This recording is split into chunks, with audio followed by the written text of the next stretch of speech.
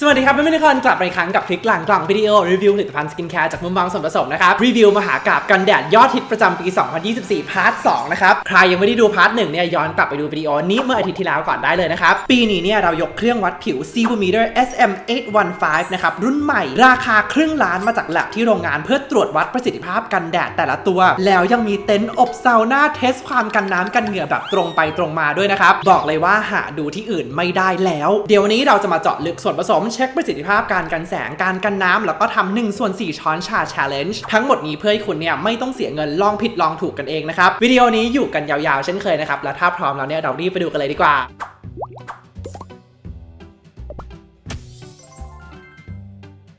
มาเริ่มกันที่ตัว Anessa J Serum SPF 50 Plus PA บวก 4 ราคา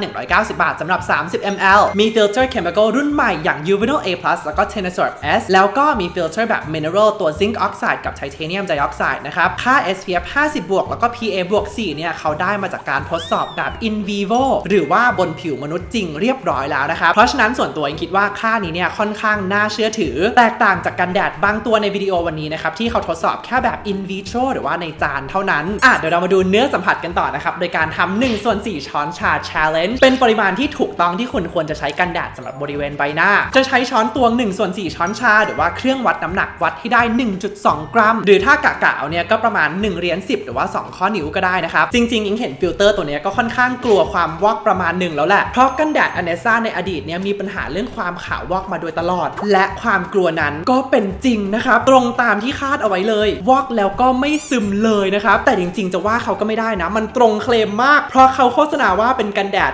shining in the sun นะครับแต่ขอเสริมว่าจริงๆอันเนี้ยมัน shining in the night เหมือนกันวอกแบบนี้เนี่ยห้องมืดก็ยังสว่างเป็นไฟฉายได้นะครับเดี๋ยวเรามาใช้เครื่อง Sevometer วัดกันต่อเป็นเครื่องที่ใช้ในห้องแลบมืออาชีพนะครับใช้ทำวิจัยระดับโลกเลยเราจะใช้เครื่องนี้วัดความมันของผิวก่อนทาหลังทา5นาทีแล้วก็หลังทา20นาทีกันนะครับก่อนทาอาสาสมัครคนนี้เนี่ยมีความมันอยู่ที่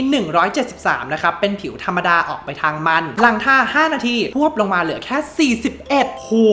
นี่คือสุดยอดกันแดดคุมมันเลยทุกคนน่าจะมีแอลกอฮอล์ขนาดโมเลกุลเล็กอยู่เยอะทาแล้วเนี่ยกลิ่นแอลกอฮอล์เตะจมูกเลยนะครับรู้สึกได้เลยว่าน้องเนี่ยดูดซับความมันออกไปจากผิวจนหมดเมื่อผ่านไป20นาทีเนี่ยผิวก็มันขึ้นมานิดนึงนะครับอยู่ที่81แต่ก็ยังอยู่ในเกณฑ์ผิวแห้งสรุปก็คือคนผิวมันทาอันนี้กลายเป็นคนผิวแห้งคนผิวแห้งทาอันนี้อาจจะเป็นคนผิวลอกนะครับเพราะฉะนั้นตัวนี้เนี่ยเหมาะกับใครเหมาะกับคนที่มีผิวมันและขาวเท่านั้นเฉพาะเจาะจงสุดๆนะครับตัวนี้เนี่ยเขาเคลมเรื่องการกันน้ำด้วยนะครับเพราะฉะนั้นตู้อบซาวน่าเดี๋ยวจะให้น้องเนี่ยพลีชีพเข้าไปนั่งในห้องนี้10นาทีนะครับแล้วเดี๋ยวเรามาดูกันว่าเป็นยังไงบ้างโอเคจริงๆก็ยังอยู่ดีอยู่นะครับเห็นเหงื่อกับน้ำเป็นเม็ดๆเลยแต่น้องบอกว่าแสบตามากต้องใช้ทิชชู่เช็ดเลยนะครับอาจจะเป็นเพราะว่าสูตรนี้เนี่ยเขามีแอลกอฮอล์กับน้ำหอมเยอะด้วยสำหรับส่วนผสมอื่นๆเนี่ยตัวนี้เขาก็ค่อนข้างเรียบง่ายนะครับมีตัวรากชะเอมเทศสามารถช่วยลดอาการอักเสบได้นะครับแล้วก็มีสารสกัดจากชาเขียวที่เป็นสารต้านอนุมูลอิสระที่ดีมากๆช่วยลดความเสียหายหรือว่าแรงกระแทกที่มาจากแสง UV ได้เพิ่มเติมแต่โดยรวมนะอิงว่ามันก็ยังค่อนข้างเบสิกมากสำหรับราคา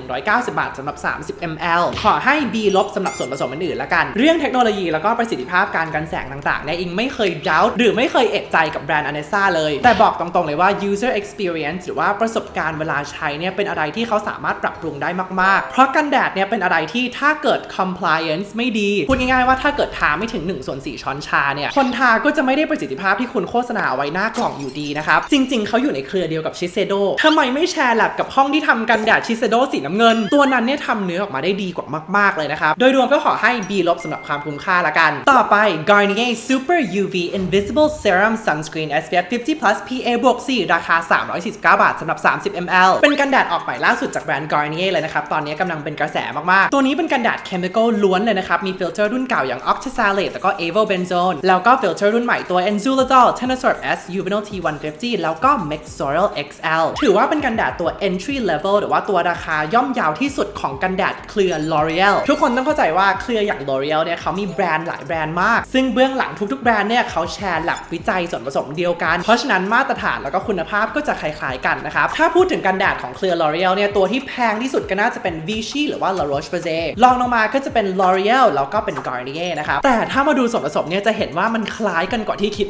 มากๆฟิลเตอร์กันแสงดีๆอย่างตัว Mexoryl XL SL ก็อยู่ในตัวนี้แล้วก็มีเทคโนโลยีสร้างเนื้อบางเบาคุมความมันนะครับก่อนนี้เขาเรียกว่า Air Lock แต่ว่า La Roche-Posay กับ L'Oreal เนี่ยเขาเรียกว่า Air Lithium จริงๆแล้วมันก็คล้ายหรือว่าเหมือนกันแล้วแหละเนื้อเนี่ยเหมือนกับ L'Oreal กับ La Roche-Posay มากแต่อิงว่ามีความหนึบกว่านิดนึงนะครับใช้เวลาเซตตัวมากกว่านิดหน่อยแต่ว่าก็ไม่มีความขาววอกเลยนะครับมาดูผลจากเครื่อง Sevometer กันต่อนะครับก่อนทำอาสาสมัครคนนี้เนี่ยมีผิวแห้งอยู่ที่79หลังทำ5นาทีเนี่ยค่านี้โดดขึ้นมาเป็น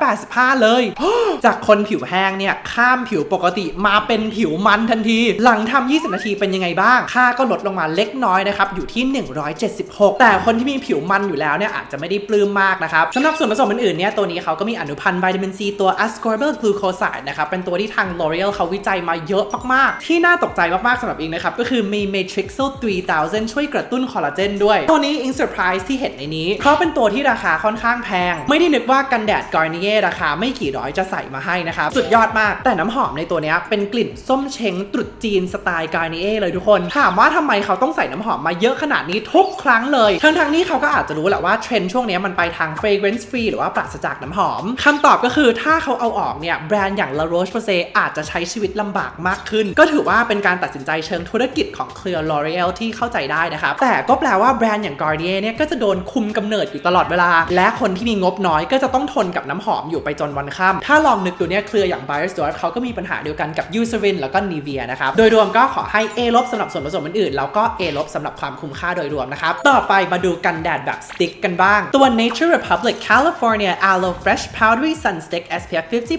PA +4 ราคา590 บาทสำหรับ24กรัมตัวนี้เนี่ยใช้ filter chemical รุ่นเก่าอย่าง Octocrylene Octinoxate แล้วก็ Octazalate แล้วก็มี filter chemical รุ่นใหม่ตัว Juvenile A+ กับ Tenosort S นะครับทดสอบแบบ in vivo เรียบร้อยตามกฎหมายของเกาหลีนะครับคำถามใหญ่ที่สุดก็คือปริมาณที่ถูกต้องที่ต้องทาตัวนี้มันคือเท่าไหร่กันแน่คำตอบก็คือเท่ากับกันแดดปกติทั่วไปเลย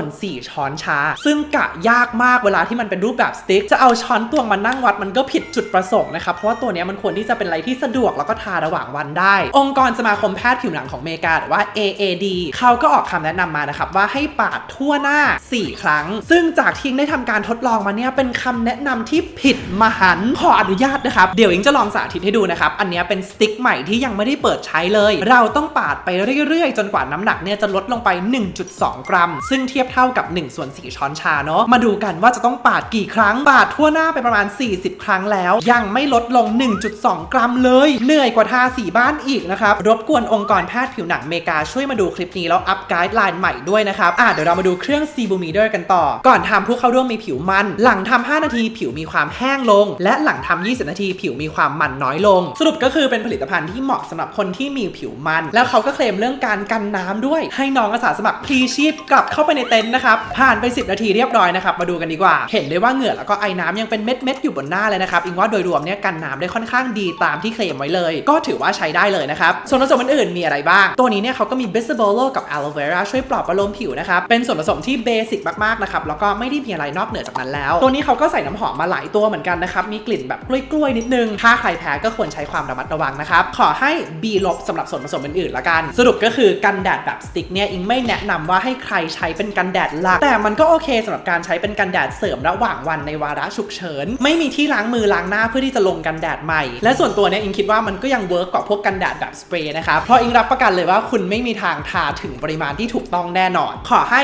C สำหรับความคุ้มค่าโดยรวมนะครับตัวต่อไปนะครับ Dr. G Red Blemish Soothing Up Sun SPF 50 PA +4 ราคา790 บาทสำหรับ50 ml เป็นกันแดดตัวเต็งของปีนี้เลยเพราะเป็นกันแดดออกใหม่จากหนึ่งในแบรนด์เกาหลีโปรดตลอดกาลของอิงถ้าใครจำได้นะครับตัว Green Marble Sun เนี่ยเคยเป็นกันแดดโปรดของอิงเลยแต่ปีนี้เนี่ยเขาลอนช์กันแดดในไลน์ Red Blemish ของเขานะครับหรือว่าไลน์คนเป็นสิวคนผิวแพ้ง่ายระคายเคืองง่ายตัวนี้เป็นกันแดดเคมีคอลล้วนเลยนะครับมีฟิลเตอร์รุ่นใหม่หมดเลย Juvenile T150 Juvenile A+ Tenosort S Parcel SLX นะครับแล้วก็มี Maxoryl SX เป็นฟิลเตอร์ของเครือ L'Oreal ด้วยและแน่นอนค่า SPF กับ PA ก็ทดสอบแบบ in vivo หรือว่าบนผิวมนุษย์จริงมาเรียบร้อยแล้วนะครับถ้าใครดูวิดีโอเมื่ออาทิตย์ที่แล้วของอิงเนี่ยจะรู้เลยนะครับว่าเครือ L'Oreal เนี่ยเขาเริ่มขายลิขสิทธิ์ตัวฟิลเตอร์กันแดดของเขาแล้วแบรนด์อื่นๆเขาก็สามารถซื้อมาใช้ได้เหมือนกันข้อเสียสำหรับ L'Oreal เนี่ยก็คือแบรนด์อย่าง Garnier จะอยู่ยากขึ้นเพราะเมื่อก่อนถ้าใครเอื้อมไม่ถึงแบรนด์ high end ของเครือ L'Oreal อย่างเช่น La Roche-Posay หรือว่า Vichy เนี่ยก็ยังใช้ฟิลเตอร์พวกนี้ในกันแดดราคาถูกอย่าง Garnier หรือว่า L'Oreal Invisible Fluid ได้แต่เดี๋ยวนี้สามารถหาพวก Maxoryl ได้ใน Dr. G หรือว่า Alley เรียบร้อยแล้วนะครับเนื้ออาจจะดีกว่า Garnier แล้วก็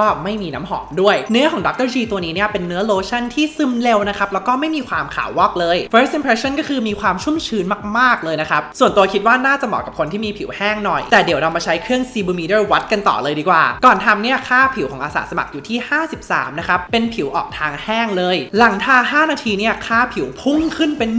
176กลายเป็นผิวธรรมดาค่อนไปทางมันและหลังทำ20นาทีเนี่ยลงมาเป็น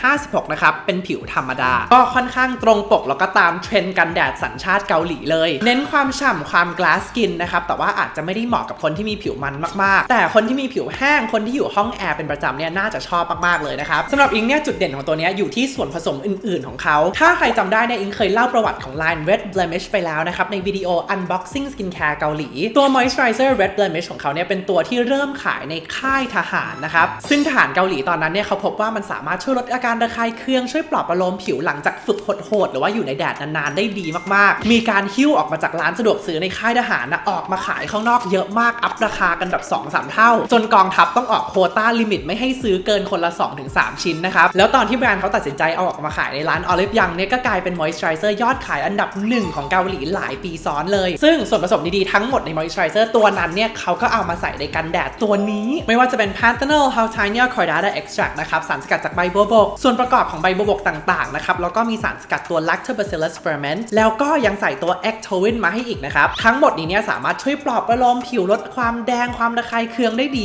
มากๆซึ่งส่วนผสมพวกนี้เหมาะกับการอยู่ในกันแดดมากๆตัวที่ก่อการระคายเคืองให้ผิวได้มากที่สุดเลยเนี่ยก็คือแสง UV ซึ่งถ้ามีส่วนผสมพวกนี้อยู่ในขั้นตอนกันแดดแล้วเนี่ยเราก็สามารถประหยัดเงินได้ลดขั้นตอนได้โดยการไม่ต้องซื้อ moisturizer แต่ว่าซื้อแค่กันแดดตัวเดียวก็เพียงพอแล้วนะครับเพราะฉะนั้นในด้านส่วนผสมอื่นๆเนี่ยขอให้ A ไปเลยนะครับแล้วก็ความคุ้มค่าโดยรวมเนี่ยก็คิดว่าอาจจะแพงกว่ากันแดดตัวอื่นๆนิดนึงนะครับแต่ว่าก็ยังคุ้มค่าอยู่ขอให้ A เช่นกันตัวต่อไปนะครับ Mille Collagen Vitamin Plus UV Watery Sunscreen SPF 50 PA บวก 3ราคา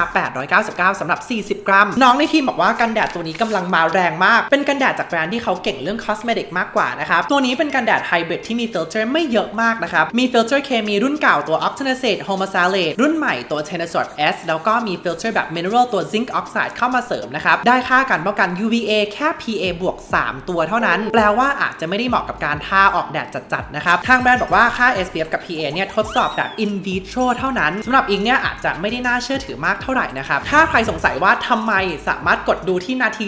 1:50 นะครับของวิดีโอกันแดดเมื่อปีที่แล้วอันนี้ได้เลยเนื้อของเขาเนี่ยเป็นโลชั่นที่นุ่มชุ่มชื้นดีนะครับมีความขาวจากตัว Zinc Oxide นิดหน่อยแต่ว่าพอเกลี่ยแป๊บเดียวเท่านั้นเนี่ยมันก็ซึมหายไปกับผิวเลยอิงว่าตัวเนี้ยเนื้อเบาสบายผิวมากๆเดี๋ยวเรามาลองใช้เครื่อง Sebarometer วัดกันต่อดีกว่าก่อนทาเนี่ยน้องอาสาสมัครมีผิวธรรมดานะครับค่าอยู่ที่161หลังจากทา5นาทีเนี่ยวัดได้ที่161เท่าเดิมเลยและหลังจาก20นาทีเนี่ยความมันก็ลดลงนิดนึงนะครับเหลือ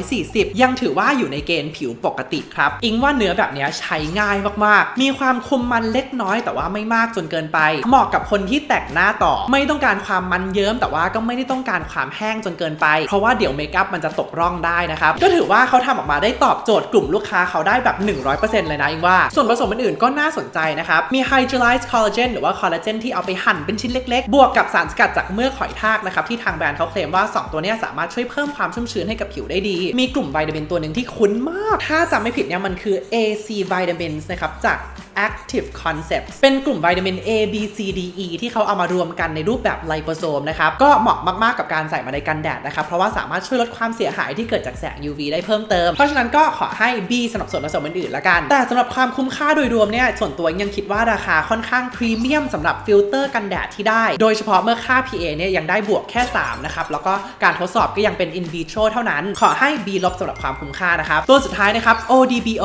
Yogurt Skin Friendly Sunscreen SPF 50 plus PA บวก 4ราคา399 บาทสำหรับ30 กรัมเป็นกันแดดจากอีกบริษัทหนึ่งที่เขาก็เน้นเครื่องสำอางเหมือนกันตัวนี้เขาเป็นกันแดดไฮบริดที่ใช้ฟิลเตอร์รุ่นใหม่หมดเลยมี Uvinol A+ Uvinol T150 Tenosort M แล้วก็ Uvasort HEB ด้วยตัวนี้ออกใหม่แล้วก็น่าสนใจมากๆนะครับมีความคงทนแล้วก็ประสิทธิภาพสูงแต่เรื่องการทดสอบค่า SPF กับ PA ก็ยังเป็นแค่แบบ in vitro หรือว่าทดสอบในจานเท่านั้นนะครับเนื้อของเขาเนี่ยเป็นโลชั่นที่บางมากทุกคนบางจนกลัวว่ามันจะกันแดดได้ไหมเนี่ยความ ความรู้สึกคล้ายๆกับตัวมิลเล่นะครับนุ่มเกลี่ยง่ายแล้วก็ความขาววอกเนี่ยแทบจะไม่มีเลยแต่ว่ามันบางกว่าตัวมิลเล่อีกทุกคนถ้าเป็นไปได้เนี่ยอยากได้การทดสอบแบบ in vivo จากแบรนด์นี้มากๆเลยนะครับแต่เดี๋ยวเรามาใช้เครื่อง CVmeter วัดกันต่อละกันก่อนทาเนี่ยผู้เข้าร่วมมีผิวแห้งอยู่ที่92นะครับหลังทา5นาทีเพิ่มขึ้นมาอยู่ที่93และหลังทา20นาทีเนี่ยลดลงมาเล็กน้อยเท่านั้นนะครับอยู่ที่87ผลลัพธ์ของตัวนี้คล้ายกับตัวมิลเล่เมื่อกี้มากๆเลยก็คือมีความคุมมันเล็กน้อยนะครับผิวเนี่ยไม่ได้เปลี่ยนแปลงมากเท่าไหร่เหมาะกับคนที่แต่งหน้าตอบโจทย์กลุ่มเป้าหมายของเขามากๆส่วนผสมอื่นๆมีอะไรบ้างเดี๋ยวนะมีตัวเดียวกับในตัวมิลเล่เลยอ่ะมีตัว AC Vitamin Complex จากบริษัท Active Concepts เหมือนกันเลย What are the odds นี่ไข่กอบไข่กันแน่เนี่ยฮะบอกมาตรงๆมุนนินมุตตาสุดๆเคมีในโลกมีให้เลือกเป็นแสนตัวทำไมมันเลือกตัวเดียวกันได้เนี่ยเดี๋ยวนะผู้ผลิตเดียวกันหรือเปล่าเนี่ยผลิตโดยบริษัทจริงด้วยนี่เจ้าของแบรนด์2แบรนด์นี้รู้ไหมเนี่ยว่าโรงงาน OEM เลือกเคมีมาให้ตัวเดียวกันเลยคือจริงๆมันก็เป็นเรื่องปกติแหละที่โรงงานเนี่ยอาจจะเสนอเคมีตัวเดียวกันให้กับลูกค้าแต่ในกรณีนี้เนี่ย2แบรนด์นี้เป็นคู่แข่งโดยตรงกันเลยเจาะกลุ่มลูกค้าเดียวกันด้วยแต่ใดๆก็ตามก็ขอให้ B เหมือนกันละกันทั้งนั้นความคุ้มค่าโดยรวมเนี่ยอิงคิดว่าตัวนี้เนี่ยฟิลเตอร์อาจจะเป็นรุ่นใหม่กว่านะครับอิงชอบมากกว่าละกันแล้วก็ราคาดีกว่าตัวมิลเล่เยอะเลยนะครับก็ขอให้ A ลบแต่ใดๆก็คือขอเน้นย้ำว่าตัวเนื้อมันบางเบามากจนส่วนตัวไม่สบายใจเล็กน้อยนะครับเพราะมันมีอะไรที่สามารถทำให้ถึง SPF 50 บวก PA บวก 4 ได้จริงหรอและนี่ก็คือเทเบิลสรุปกันแดดทั้งหมดที่พูดถึงในวันนี้เช่นเคยนะครับเดี๋ยวจะให้เวลาเพื่อนๆทุกคนได้แคปไปช่วยในการตัดสินใจซื้อได้เลยขอเน้นย้ำว่านี่ก็เป็นแค่ความคิดเห็นส่วนตัวของอิงเช่นเคยนะครับและอาทิตย์หน้ายังไม่จบกับซีรีส์กันแดดแน่นอนเพื่อต้อนรับหน้าร้อนมากของประเทศไทยเนี่ยรอชมกันแดดตัวแล้วก็กันแดดแบบซองกันต่อเลยถ้าเพื่อนๆคนไหนมี request อยากจะให้อิงพูดถึงหรือว่ารีวิวตัวไหนเนี่ยก็สามารถคอมเมนต์มาได้ด้านล่างเลยนะครับถ้าคุณชอบวิดีโอนี้ก็อย่าลืมกด like subscribe แล้วก็แชร์ให้เพื่อนของคุณด้วยนะครับมันก็จะมีความหมายมากๆเลยสำหรับอิงฝากติดตามอิงได้บนช่องทางโซเชียลมีเดียอื่นๆด้วยนะครับก็อาจจะมีคอนเทนต์ที่ไม่ได้พูดถึงอยู่บนช่องนี้สำหรับวันนี้ก็ขอบคุณมากๆเช่นเคยนะครับที่ให้อิงเนี่ยได้เข้ามาเป็นส่วนหนึ่งในชีวิตของเพื่อนทุกคนและไว้เราเจอกันใหม่อาทิตย์หน้านะครับบ๊ายบาย